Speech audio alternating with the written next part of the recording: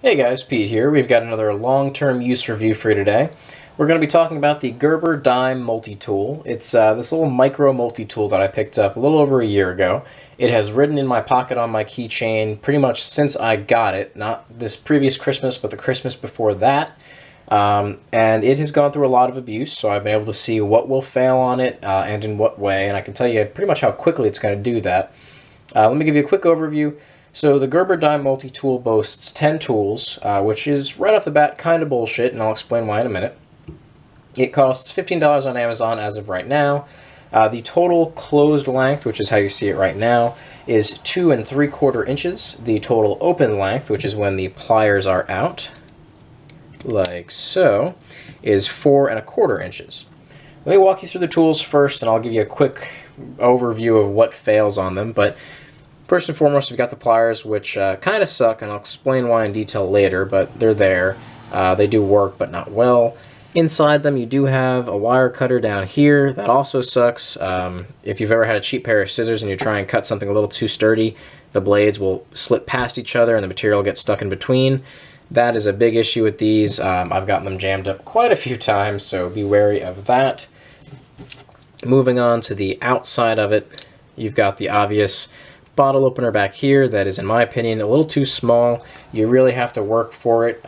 It will generally take about 2 separate pries to properly get your cap off with that. It does work, it just kind of sucks. Using your keys is almost a little bit better, but it works fine, whatever. Moving over to this side, you've got your standard knife. By the way, all of these are just slip joints. There's no locking mechanism in this at all. It's just kind of a friction folder. You got this weird, like, half sheep's foot, half Tonto shape. I don't know how to explain it. It's got this massive little belly to it. It works. I had to sharpen it a lot myself because it was pretty dull out of the box, but whatever. It's there. Then on this guy, you've got your box cutter, which I use a lot. I use this more than the actual knife. I find it's more useful just for everyday tasks. This is chisel ground, unlike the other. So it's a little bit easier to resharpen. I was able to get a really nice edge on this guy really quickly, which is pretty nice. On the back is where some more of the bullshit continues. You've got your driver bits, as they call them. So you've got your standard Phillips head driver, whatever, fine. It's a square chunk of steel that you could probably use as a pry bar, a little baby pry bar if you needed to. Nothing special there, really. But then over here is where they claim that you have a Phillips head driver, which is pretty standard BS when it comes to cheap multi-tools, where it's literally just a flat head that's got an angle to it, so it only fits in one of the 2 crosses on top of the Phillips head. So yeah, you could probably drive some Phillips head screws with this. It's not going to work amazingly well. It's probably going to, wrench your tip if you're not careful, but whatever, it's there. And this is also where they have their files. So you've got this crosshatch pattern up here that unfortunately doesn't seem to want to focus, but it is there. It doesn't work well. Come on, camera. A little bit better. It is there. It's nothing special, but it does get the job done, I suppose. There we go. On the back side, you've got that unidirectional file pattern. The problem is, if you've ever felt a real file, they have a definitive direction you're supposed to go in because there's a, I don't know what to call it, a burr, but there's a definitive direction you're supposed to file into because it's got that burr there that can take away material. This just feels like a bunch of rounded off bumps. I never really used the file, so I couldn't tell you if it started out relatively sharp and just got shittier over time. But as of right now, it sucks, so who knows. Then, sometimes a less common thing to see on your multi-tools these days is a pair of spring-loaded scissors. These actually work the best out of any tool on here, surprisingly enough. It will cut across the full length of the paper. And honestly, it's a smart way of doing that. They actually have, there you can see it pretty perfectly.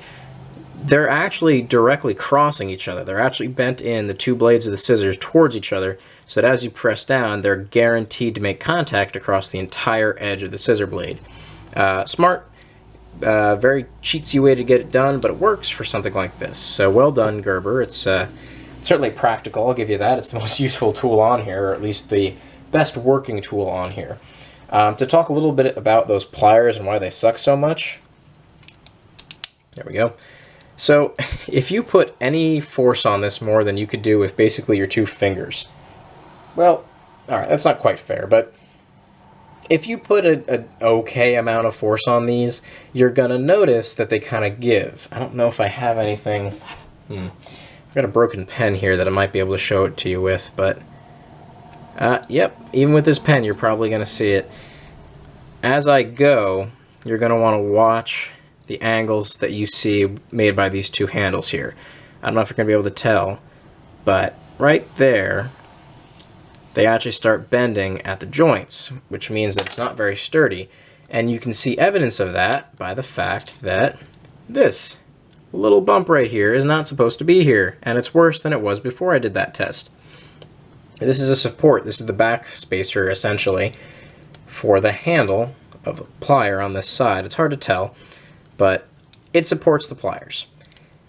And when you put your force behind it, this thing bows out. This is probably the 5th time that I've had this happen, and I've had to bend it back with pliers every time. Real pain in the ass. Certainly is not a good testament to its strength, which sucks a lot. You can use pliers for things that you can't do with your fingers, and yet on this one not so much, because they pretty much break it around the same force.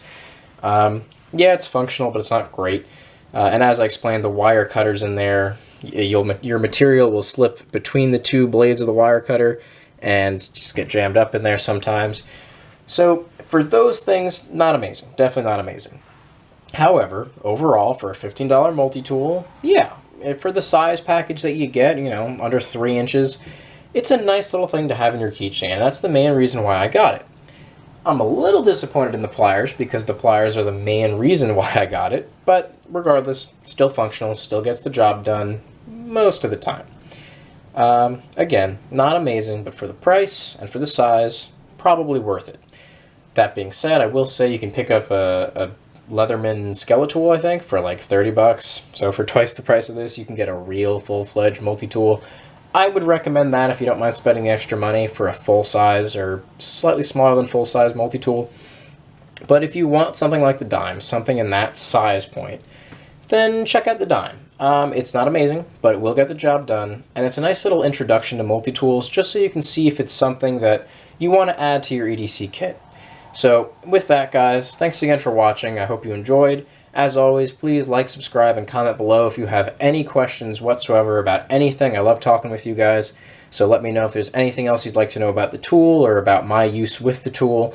As you can see, it does wear pretty substantially, but I don't mind that. So if you have any questions about anything in particular, please feel free to ask. And as always, guys, keep your edges sharp and your mind sharper, and I'll see you next time.